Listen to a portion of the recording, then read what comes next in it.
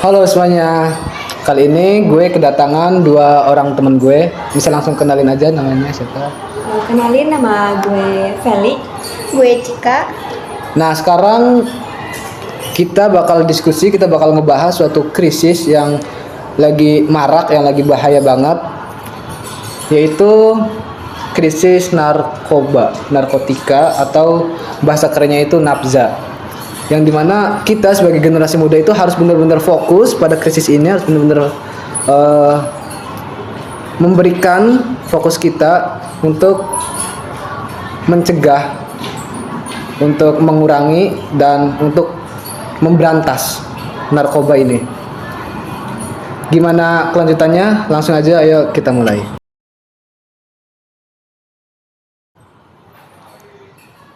Bicara tentang nafza. Gue sebenarnya baru baru denger juga nih, yang biasa gue denger tuh tentang narkotika. Gue baru denger tentang nafza. Itu nafza itu apa sih sebenarnya? Sebenarnya nafza itu singkatan dari narkotika, psikotropika, dan zat adiktif, atau sama aja kayak narkoba. Itu narkotika dan obat-obatan berbahaya lainnya.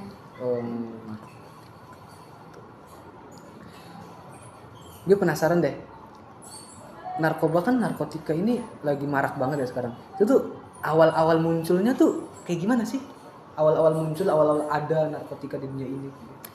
Jadi awal mulanya narkoba itu ditemuin waktu 2000 tahun sebelum Masehi, tepatnya di Sumeria.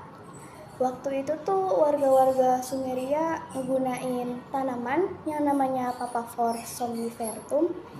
Jadi tanaman itu jadiin serbuk sari, terus masyarakat setempat itu ngebuat ramuan dari tanaman ini buat pengobatan, karena tanaman itu bisa sebagai pereda nyeri gitu. Selain itu juga waktu 330 sebelum Masehi, tepatnya di India ya, itu masyarakat India tuh menggunakan tanaman candu ini tuh sebagai bahan masakan gitu. Jadi mereka tuh masukin tanaman candu ke masakan mereka, terus mereka makan, karena efek relaksasi yang mereka dapetin habis makan itu. Jadi mereka tuh menggunakan itu. Berarti kalau kita lihat dari sejarahnya, nafza ini tuh sebagai obat ya, malah bisa dikatakan sebagai obat, sebagai pereda rasa sakit, sebagai alat relaksasi kayak gitu. Tapi kenapa sih sekarang ini malah dikatakan sebagai alat yang berbahaya? Itu emang ada kandungan apa di dalam nafza ini yang sampai dapat dikatakan ini tuh berbahaya? Jadi sebenarnya di narkoba atau nafza ini tuh isi kandungannya itu ada yang namanya zat opium. Itu zat yang bisa bikin kita kecanduan, bahkan ketergantungan. Jadi bisa dianggap bahaya karena disalahgunakan. Enggak sebagai dosis dokter gitu loh. Enggak ada resep dokter. Iya, gitu. enggak pakai resep dokter, terus dosisnya berlebihan. Secara ilegal lah kita makainya, jadinya berbahaya. Kalau buat tubuh kita sendiri ada nggak sih dampak negatifnya?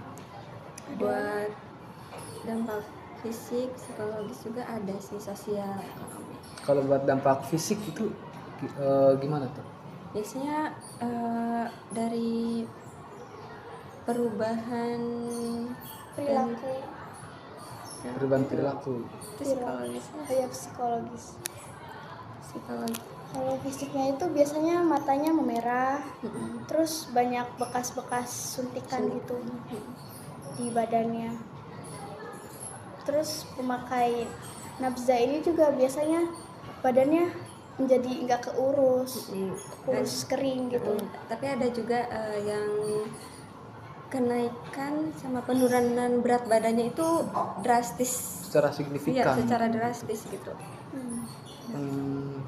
Nah, ada juga dampak secara psikologisnya itu kayak emosinya itu gak stabil gitu, gangguan pola tidur, Temperamental gitu ya. iya. Gitu.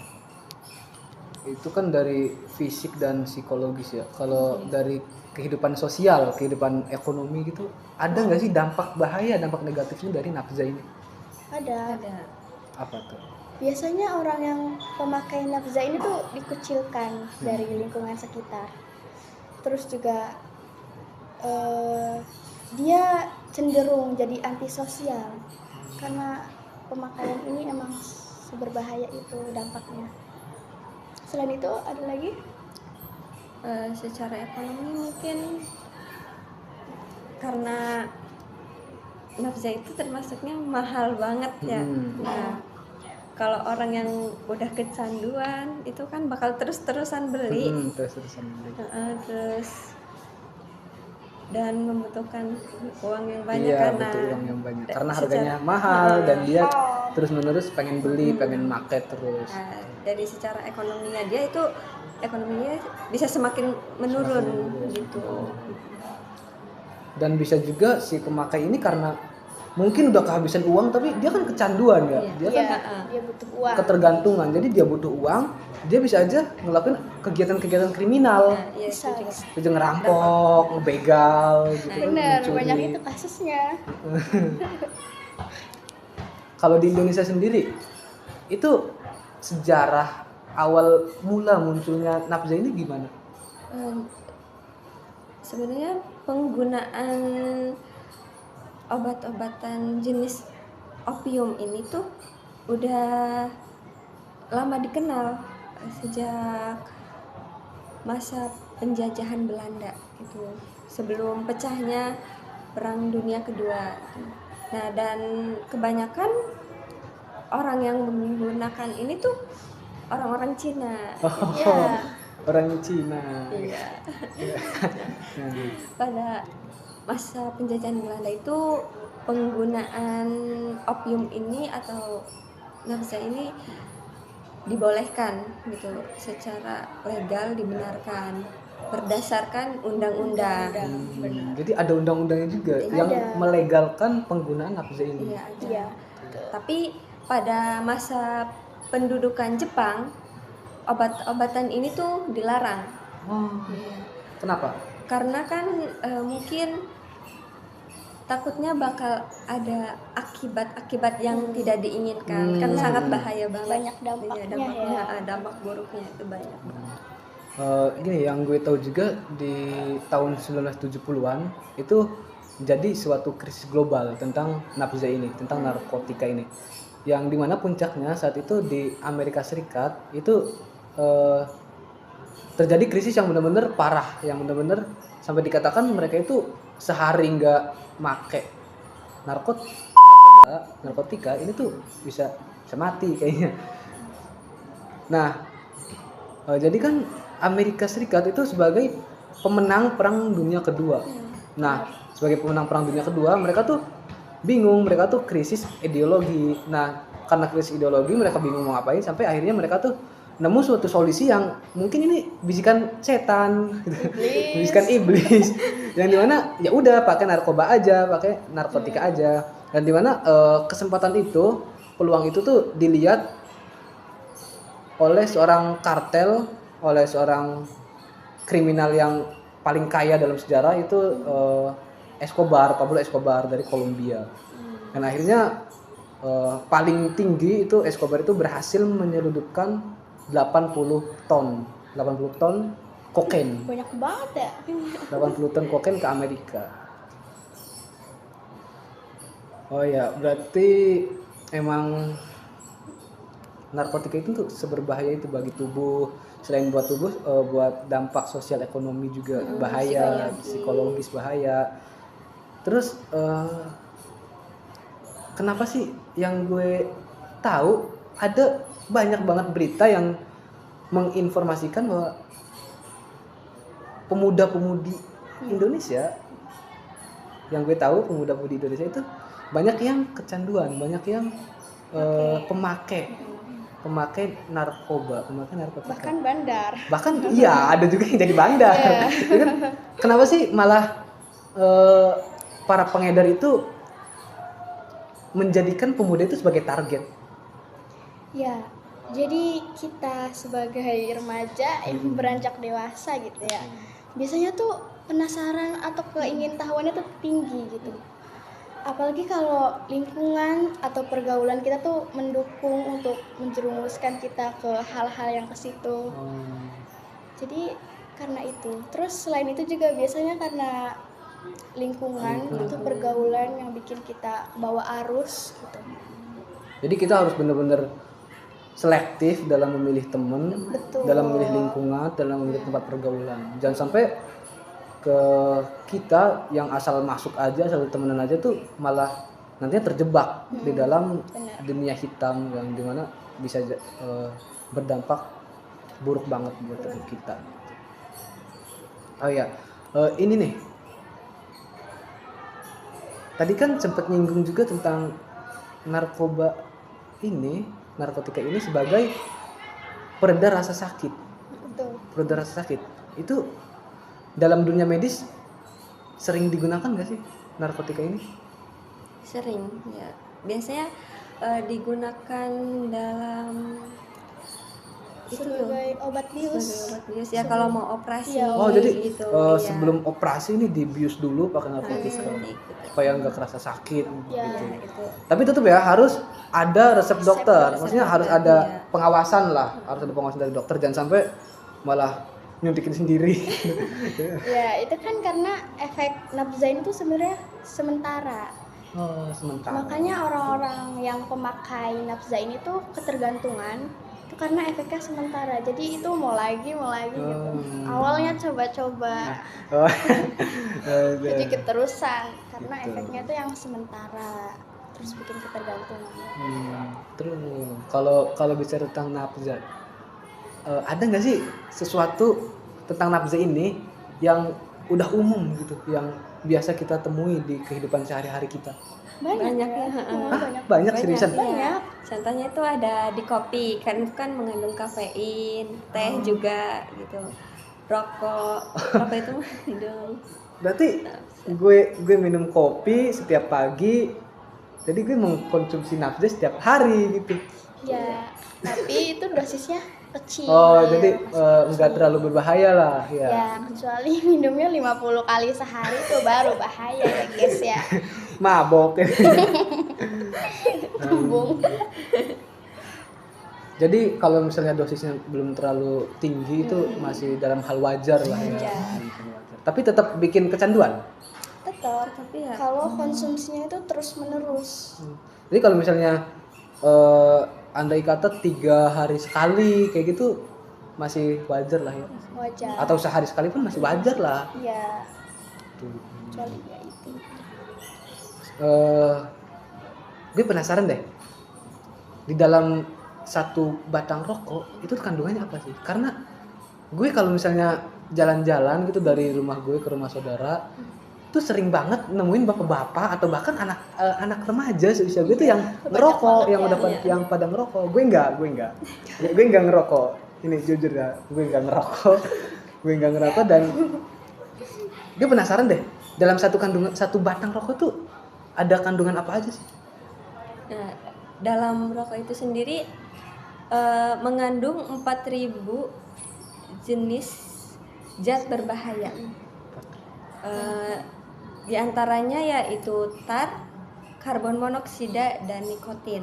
Nah, tar ini bersifat karsinogen, bisa menyebabkan kanker. Oh, kanker. Karbon monoksida juga itu gas beracun yang bisa menghambat hemoglobin. oksigen itu. Oh ya, oksigen. Karena seharusnya kan yang terikat sama hemoglobin itu kan oksigen, tapi tergantikan sama karbon monoksida. Nah, ini juga bisa menyebabkan kematian secara perlahan. Nah, terus ada nikotin. Nah, nikotin ini nih yang bikin kecanduan. Oh, yang jadi sekali sudah merokok, sekali Anda coba, Anda akan terjebak. Susah lepasnya juga. Jadi yang bikin candu ini nikotin. Iya, nikotin ini.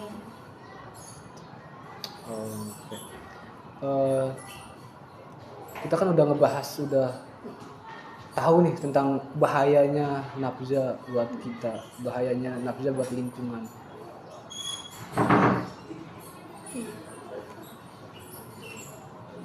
Nah, gimana sih caranya kita tuh mencegah supaya kita nggak masuk, supaya kita nggak terjebak di dunia yang gelap, di dunia narkotika ini? Ada nggak sih pencegahannya? Ada dong ya. Dimulai dari diri kita sendiri yang harus memperluas wawasan gitu, bahwa emang nafza ini tuh seberbahaya itu. Jadi kalau kita udah tahu kalau nafza bahaya, gak mungkin dong kita nyoba-nyoba. Bener banget. Terus dari faktor lingkungan sama pergaulan juga ya, kita harus milah-milih temen yang baik gitu, temen yang jauh dari nafza. Terus memperluas wawasan tentang nafza ini. Terus kita juga harus mengkampanyekan ke orang lain Iya, agar bener banget tuh. Iya, Gue setuju. nggak terjerumus ke sini ya. Dunia narkotika. Jadi banyak di kalangan pemuda yang nyoba-nyoba narkotika itu awalnya itu dari ketidaktahuan kan, dari rasa penasaran mereka. Nah, rasa penasaran mereka ini seharusnya dipakai untuk cari tahu kandungan berbahaya apa yang terkandung di dalam narkotika, bukan malah penasaran mau nyobain rasanya gimana gitu kan. Kita juga harus tahu bahayanya apa gitu dari. Jadi kita itu sebelum mencoba sesuatu kita harus tahu lebih detail tentang apa yang mau kita coba, tentang apa yang mau kita pakai, itu harus tahu banget gitu. Nah, jadi teman-teman ingat ya, sekali kamu mencoba narkotika, maka kamu akan terus-menerus, kamu akan ketagihan dan kamu akan sulit untuk keluar untuk lepas dari dunia narkotika. Nah, oke. Jadi segitu aja pembahasan kita tentang nafza, tentang narkotika. Kayak gue mau bilang makasih banget. Jadi wawasan gue tentang narkotika ini tuh nambah banyak banget nih setelah kita diskusi, setelah kita ngobrol-ngobrol tentang narkotika ini. Oke. Jadi udah sampai sini aja. Kalau misalnya mau dilanjut boleh. Mau lanjut pembahasan yang lain boleh gitu. Oke. Gue akhiri semuanya, sampai jumpa di lain kesempatan.